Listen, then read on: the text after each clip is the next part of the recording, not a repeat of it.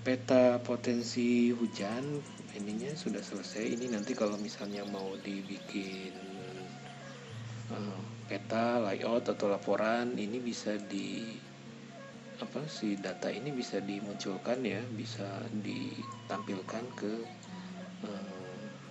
kantornya atau ke atasannya. Jadi tiap-tiap curah hujan sekian misalnya, ini ada potensi air yang tercurah atau air hujan sekian liter atau sekian kubik begitu ya. Ini bagaimana cara pemanfaatannya ya, itu bisa dibicarakan dengan kantornya masing-masing gitu. Oke, kita lanjut ke simulasi. Jika metode IDW ini kita simulasikan ke sebaran OPT misalnya ya, seperti itu. Kita bikin ini lagi yang baru, frame baru. Ini misalnya kita rubah namanya simulasi sebaran OPT. Oke, ini kita copy, bisa kita kopikan, paste layer, kemudian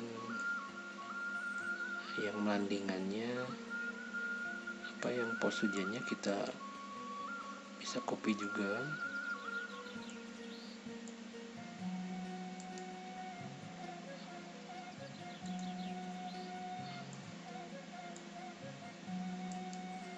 Ini juga kita copy, paste layer,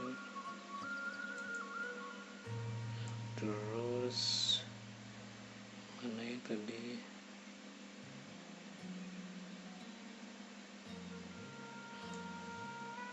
nah ini juga bisa dikopikan.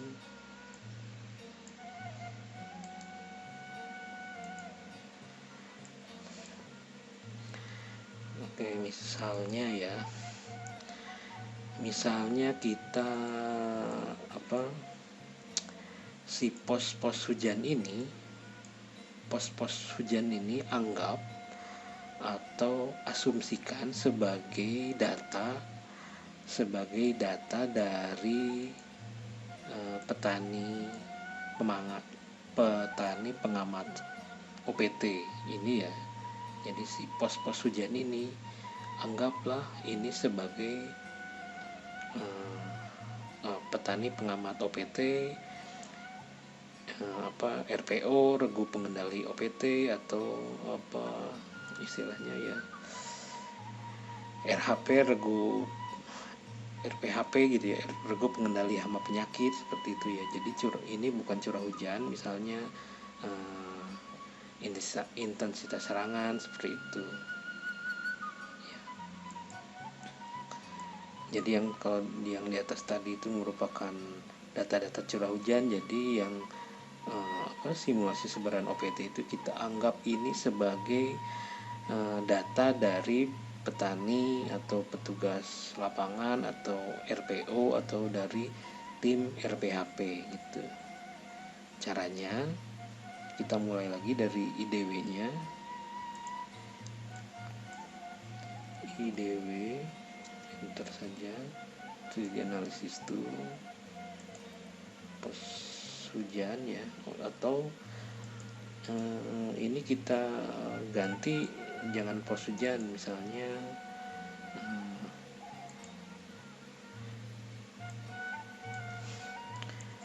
data OPT ya, misalnya seperti itu. Data OPT yang isinya ini bukan curah hujan tapi data-data OPT.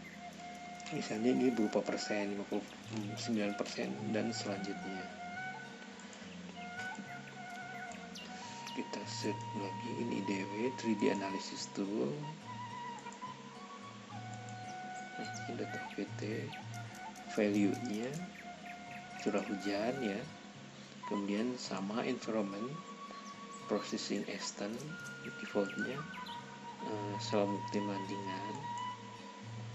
Kemudian kita juga masih sama, perlu raster analisis, max-nya selama perbandingan kulon. Oke lagi.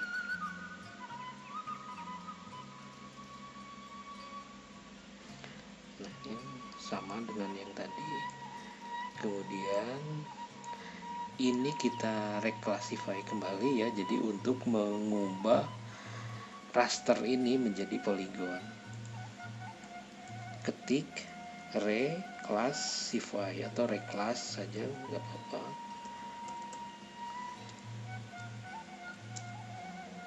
Pilih 3D analysis tool, input rasternya ini yang tadi yang 21.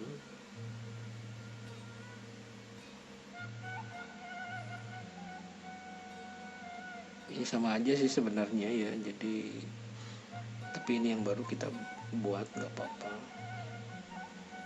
Oke. Nah, ini sudah jadi seperti ini.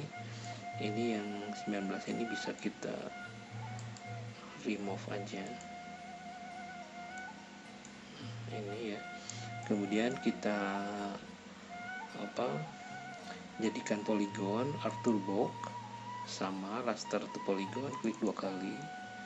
Input rasternya ini reclass IDW 10 value ya. Oke. Nah, ini sudah jadi raster-raster seperti ini. Kemudian ini kita buka tabelnya, grid kodenya kita urutkan seperti ini, seperti tadi ya. Kemudian kita akan menggabungkan ini ya, berdasarkan klasifikasi OPT-nya. Bisa ringan, sedang, berat, bisa sehat, ringan, sedang, berat, puso, tergantung kebijakan di masing-masing. Itu ya, misalnya kita akan menggabungkan 3 saja ya, jadi ringan, sedang, dan berat. Sama prosesnya, editor, start edit.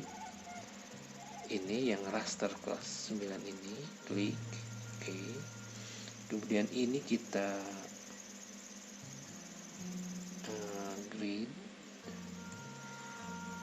atau kita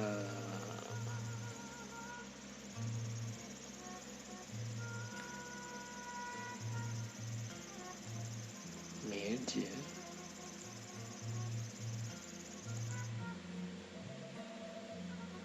Ini juga di merge.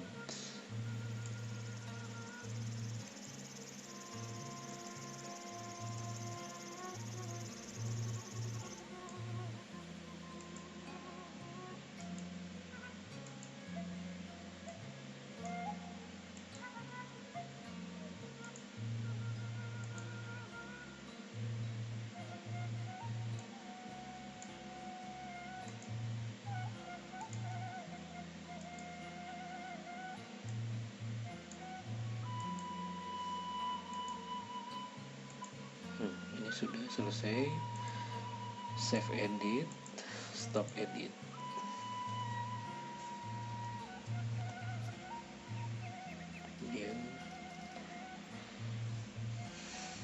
Kemudian bagaimana ini mengklasifikasikannya,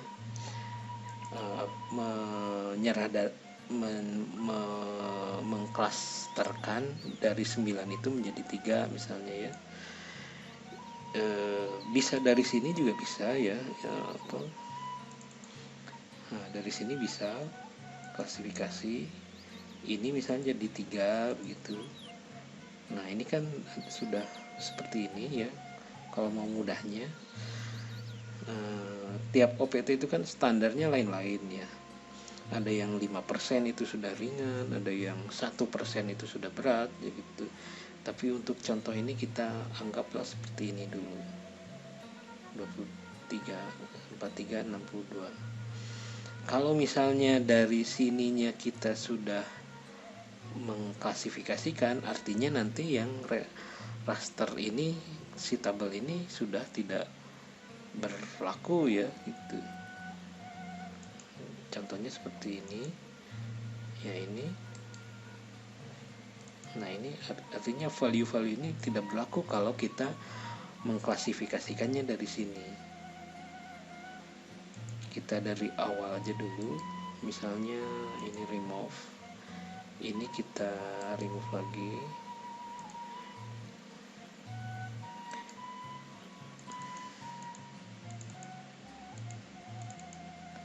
Kita klasifikasikan dari sini ya. Ini misalnya jadi 3, itu seperti ini. Oke. Kemudian ini jadi ringan misalnya. Data-data 4 atau 23 ini kan tergantung dari dari pengamatnya ya, data laporannya. Misalnya standar pengamatannya tidak terserang, ini jadi berapa? 0 misalnya. Kalau terserang 1, kalau sedang 2, kalau berat jadi 3. Itu bisa disesuaikan. Teman-teman di lapangan pasti sangat paham standar-standar seperti itu.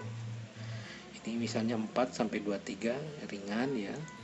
Kemudian ini jadi sedang.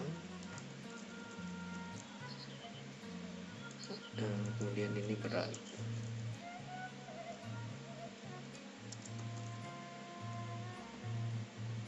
Ini juga misalnya kalau sekalian mau diganti warnanya bisa. Kalau ringan itu misalnya ini. Kemudian kalau sedang kuning misalnya, kalau berat merah. Oke, nah seperti ini. Ini jadi labelnya kita bisa kurangi ya, jadi bisa dihilangkan juga nggak apa-apa seperti ini. Jadi yang ringan itu ada di yang simbologinya warna kuning ini. Kemudian yang berat itu seperti ini. Kemudian pertanyaannya adalah berapa potensi luas yang terserang ringan. Yang ringan ini berapa potensi luasan yang terserang, kemudian yang sedang itu berapa, kemudian yang berat itu berapa. Caranya hampir sama dengan yang tadi.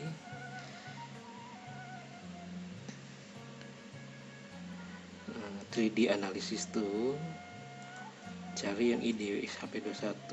Oke. Sorry, diklik ini. Oke.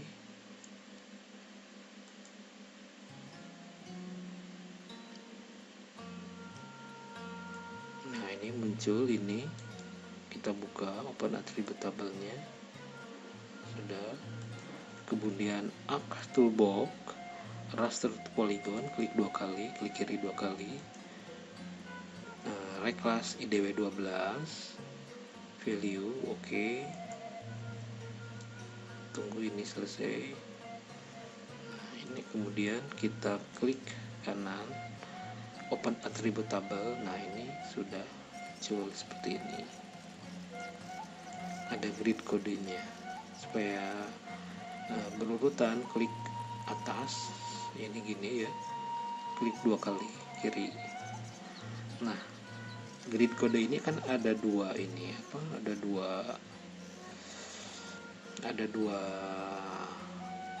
kelas atau dua baris. Kita gabungkan ininya seperti tadi yang pengukuran luas atau potensi hujannya. Jadi pilih editor, start edit, ini yang reclass sebelah sini. Oke. Nah 2 ini, kemudian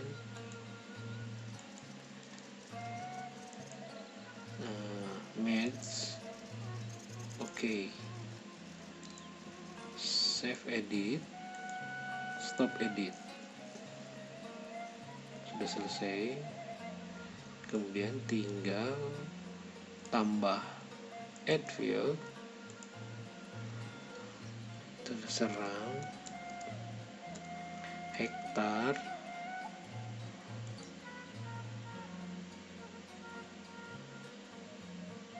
double. Ini potensi, bisa potensi ya, sudah double.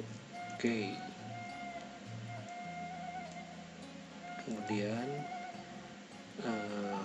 calculate.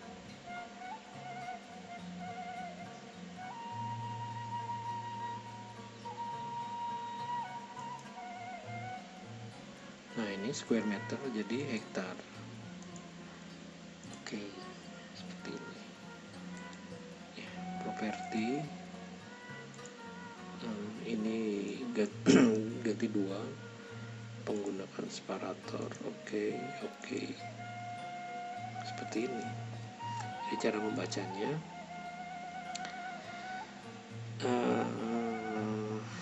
ini bisa sih dijadikan hollow gitu ya.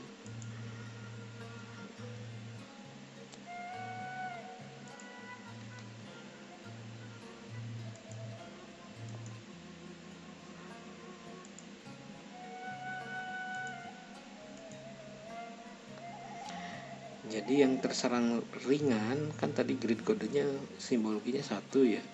Yang terserangan ringan potensi terserangnya sekitar 1.500 hektar. Kemudian yang serangannya sedang ini ya, yang sedang ini potensi terserangnya sekitar 368 hektar. Kemudian yang berat sekitar 92,5 hektar, seperti itu. Atau kalau lebih jelasnya pakai ini. Nah, ini yang ringan, yang warna hijau ini potensi terserangnya adalah sekitar 1.517 hektar. Kemudian yang sedangnya yang kuning ini dan satu ini sekitar 368 hektar. Kemudian yang beratnya yang merah ini sekitar 92,5 hektar.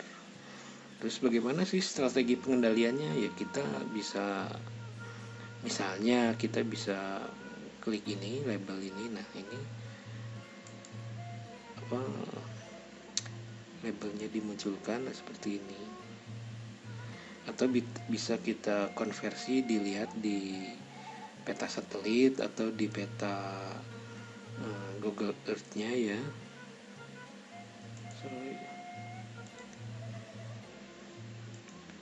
Misalnya di Google Earth-nya.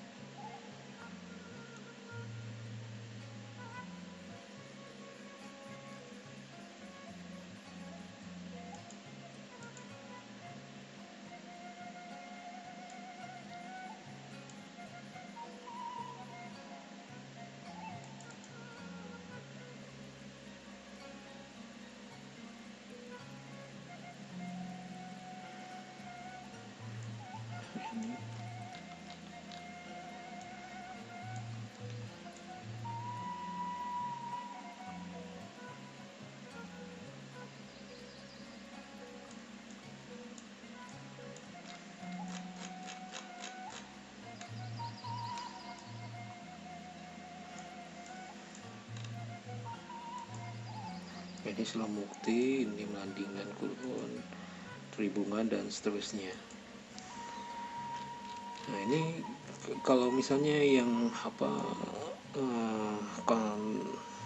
fokus pengendaliannya pada serangan berat gitu.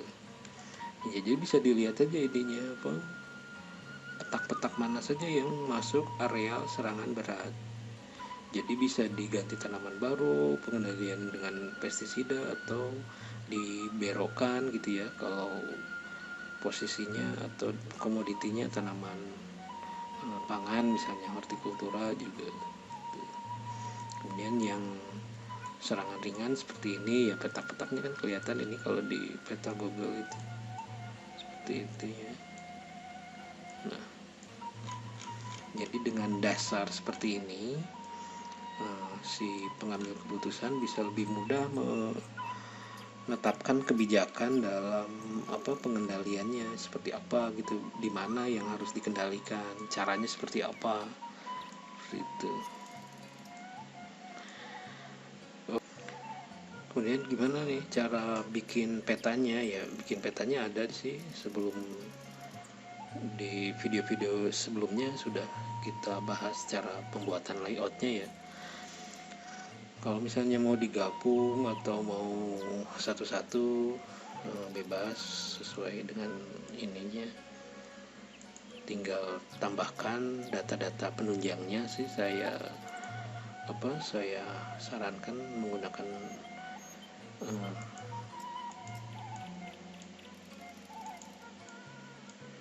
nah ini misalnya ini yang curah hujan,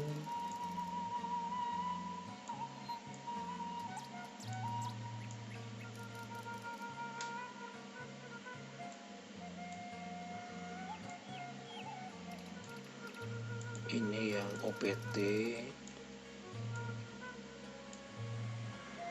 ini yang potensi hujannya, volume hujannya. Misalnya seperti itu.